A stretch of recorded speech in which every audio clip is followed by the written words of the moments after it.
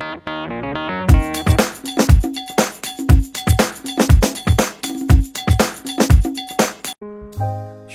Bapak Ibu Saudara dimanapun Anda berada. Kali ini channel Wisdom of God akan menyajikan perenungan firman Allah. Dan biarlah melalui perenungan firman Allah ini kita semua diberkati oleh Tuhan.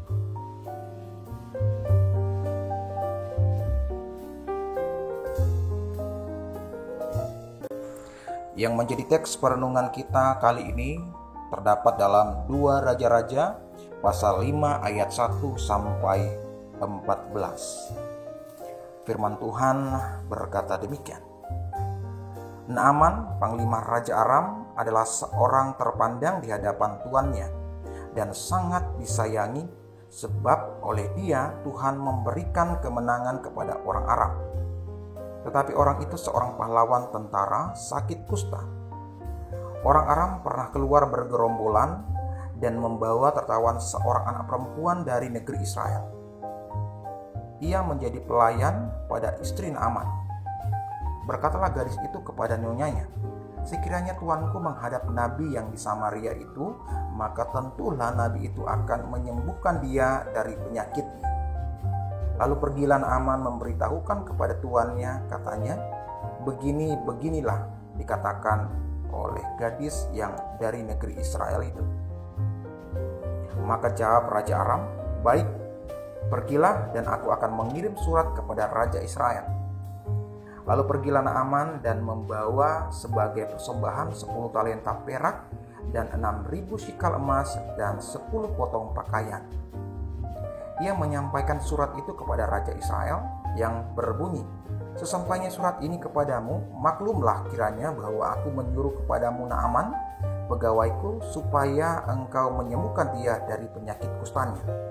Segera sesudah Raja Israel membaca surat itu, dikoyakkannya lah pakaiannya serta berkata, "Alakah aku ini yang dapat mematikan dan menghidupkan, sehingga orang ini mengirim pesan kepadaku supaya kusembuhkan seorang dari penyakit kustanya?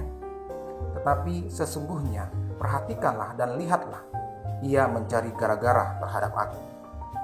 Segera sesudah didengar Elisa, abdi Allah itu, bahwa Raja Israel mengoyakkan pakaiannya, dikirimnyalah pesan kepada raja, bunyinya, "Mengapa engkau mengoyakkan pakaianmu? Biarlah ia datang kepadaku supaya ia tahu bahwa ada seorang nabi di Israel."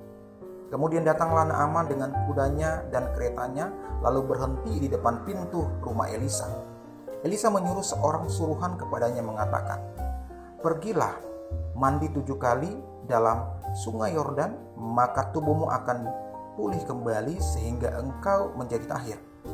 Tetapi pergilah Naaman dengan gusar sambil berkata, "Aku sangka bahwa setidak-tidaknya ia datang keluar dan berdiri memanggil nama Tuhan Allahnya, lalu menggerak-gerakkan tangannya di atas tempat penyakit itu, dan dengan demikian menyembuhkan penyakit kustaku. Bukankah Abana dan Parpar, sungai-sungai Damsyik, lebih baik daripada segala sungai di Israel? Bukankah aku dapat mandi di sana dan menjadi tahir?" Kemudian berpalinglah ia dan pergi dengan panas hati. Tetapi pegawai-pegawainya datang mendekat serta berkata kepadanya, "Bapak, seandainya nabi itu menyuruh perkara yang sukar bagimu, bukankah Bapak akan melakukannya? Apalagi sekarang ia hanya berkata kepadamu, 'Mandilah dan engkau akan menjadi tahir.'" Maka turunlah ia membenamkan dirinya 7 kali dalam sungai Yordan, sesuai dengan perkataan abdi Allah itu. Lalu pulihlah tubuhnya kembali seperti tubuh seorang anak, dan ia menjadi tahir.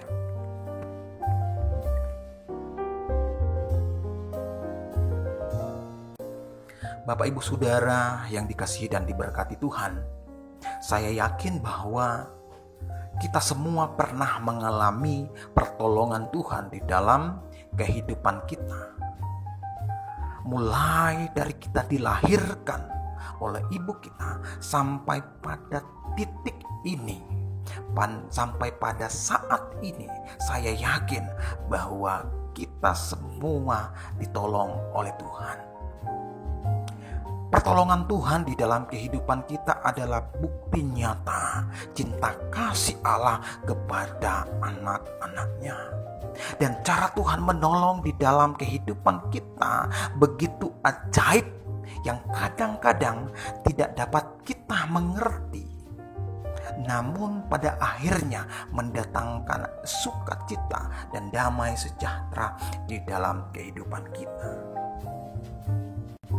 Bapak Ibu Saudara, teks ini mengisahkan tentang kisah seorang panglima kerajaan Aram Damsyik, yakni Naaman, yang mengidap penyakit kusta. Dengan penyakitnya ini membawa dia kepada Allah Israel, yang selanjutnya dia menjadi seorang proselit. Dari kisah Naaman ini ada hal menarik yang mesti kita pelajari, yang berhubungan dengan bagaimana Allah menolong Naaman, bagaimana cara Allah menolong Naaman, dan apa yang dialami oleh Naaman setelah dia mengalami pertolongan Allah. Yang pertama, demi kesembuhannya, Naaman mau mengikuti saran seorang anak kecil dari Israel untuk datang kepada Elisa untuk mendapat kesembuhan di sana. Yang kedua, Allah memberikan pertolongan kepada Naaman melalui orang yang secara sosial tidak dapat diharapkan, yakni seorang anak kecil yang adalah budak dari Israel. Kemudian yang ketiga, Allah memberikan pertolongan kepada Naaman dengan cara yang bagi Naaman tidak masuk akal. Kemudian yang keempat, pertolongan Allah kepada Naaman membawa Naaman percaya kepada Allah.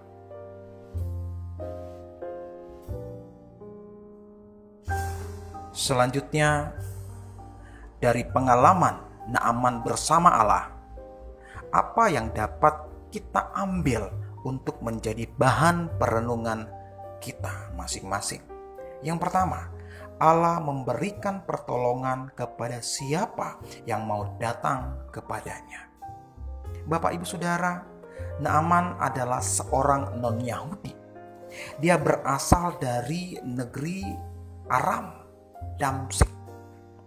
Dan agak aneh jika seorang yang dari negeri Aram untuk datang kepada Allahnya Israel.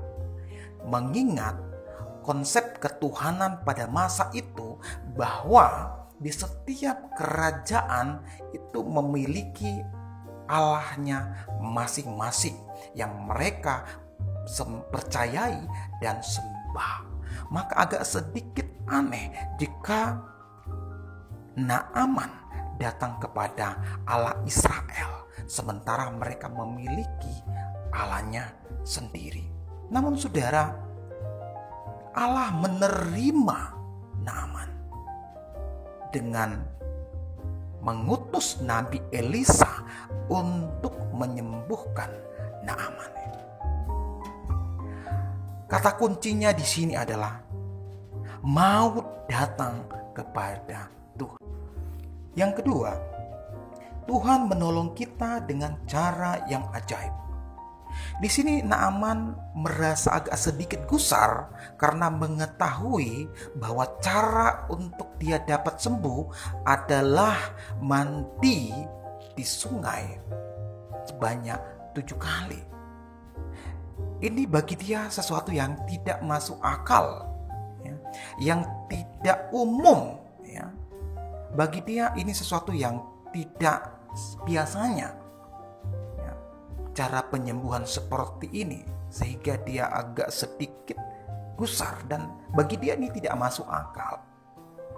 Nah, Bapak Ibu Saudaraku yang dikasihi Tuhan, tetapi pada akhirnya ketika Naaman taat kepada perintah abdi Allah itu, dia mengalami kesembuhan yang luar biasa. Bapak Ibu Saudaraku, pertolongan Tuhan di dalam kehidupan kita kadang tak dapat kita mengerti. Begitu ajaib, begitu luar biasa, begitu sempurna di dalam kehidupan kita. Seringkali kita di dalam masalah kita memaksakan kehendak kita menganggap Tuhan tidak menolong kita. Tuhan, kenapa Engkau tidak menolong kami saat ini juga? Saudara, rancangan Tuhan adalah rancangan luar biasa, yang kadang kita tidak bisa pahami, yang tidak dapat kita mengerti. Tapi percayalah, bahwa pertolongan Tuhan sungguh ajaib di dalam kehidupan kita, yang kadang tidak bisa kita mengerti. Tuhan menolong kita dengan caranya, bukan dengan cara kita. Tetapi yang pasti bahwa Dia mengerjakan segala sesuatu di dalam kehidupan orang percaya guna kebaikan kita.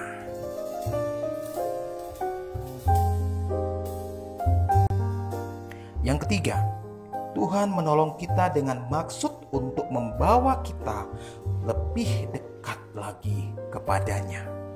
Bapak Ibu Saudaraku yang dikasihi Tuhan, setelah pengalaman Naaman bersama dengan Allah, pada akhirnya Naaman percaya kepada Allah Israel.